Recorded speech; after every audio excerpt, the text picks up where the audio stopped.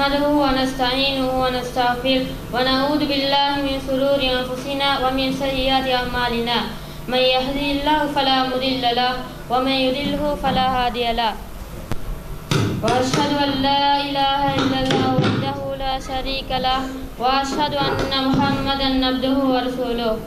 என் அன்பிற்கும் மதிப்பிற்குரிய உஸ்தாத் அவர்களே, கௌரவ நிர்வாகிகளே, இவ்விழாவிற்கு வரை தந்திருக்கும் என் அன்பின் பெற்றோர்களே, சகோதர சகோதரிகளே, அனைவருக்கும் என் இனிய சலாம். அஸ்ஸலாமு அலைக்கும் வரஹ்மத்துல்லாஹி வபரகாத்துஹு.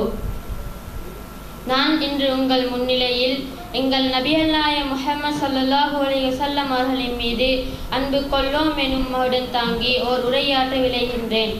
வல்லவன் அல்லாஹ் தன் திருமறையில் கூறுகின்றான், நபியே நீர் கூறுவீராக, நீங்கள் மெய்யாகவே இறைவனை நேசிப்பதாக இருந்தால் என்னை பின்பற்றுங்கள், உங்களை அல்லாஹ் நேசிப்பார். இது இறைவேதம் திருக்குர்ஆனின் போதனை. இறைவனை நேசிப்பதாக இருந்தால் நபிகள் நாயகத்தை பின்பற்ற வேண்டும். ஏன் நாம் நபிகள் நாயகம் முஹம்மது ஸல்லல்லாஹு அலைஹி வஸல்லம் அவர்களை பின்பற்ற வேண்டும்? ஏன் நாம் அன்னாரை உயிரிலும் மேலாக நேசிக்க வேண்டும் என்பதை புரிந்து கொள்ள வேண்டும். இதற்கு குர்ஆன் பின்வருமாறு பதிலளிக்கின்றது. இன்னக லஅலா ஹுலுகின் அலீம். நபியே நீர் மாத்தான நற்குணத்தின் மீது இருக்கின்றீர். இறைவன் எமது நலவுகளுக்காகவும் வழிகாட்டுவதற்காகவும் ஒருவனை தூதராக அனுப்பியிருக்கின்றான் எனில் அவர் நிச்சயமாக நற்குணத்தில் சிறந்தவராக உயர்ந்தவராக இருக்க வேண்டும் அல்லவா?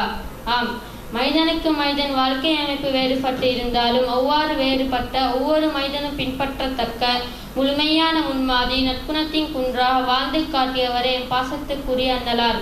எனவே இப்படிப்பட்ட உத்தமரை நேசிக்காது வேறவே தான் நேசிக்கப் போகின்றோம்.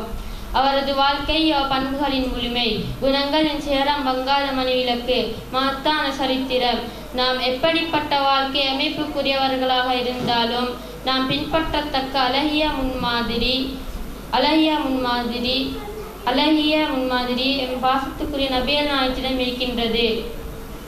நாம் வசதி பெற்றவர்களாகவோ வறுமையுற்றவர்களாகவோ ஆட்சியாளர்களாகவோ ஆளப்படுபவராகவோ வணிகராகவோ நிர்வாகியாகவோ வெற்றி வீரராகவோ தோல்வியுற்றவராகவோ கற்பவராகவோ கற்றுக் கொடுப்பவராகவோ எவராக இருப்பினும் எம் அனைவருக்கும் ஒரு முன்மாதிரி எம் நேசத்துக்குரிய நபிகள் நாயகத்திடம் இருக்கின்றது என்றால் மிகையாது.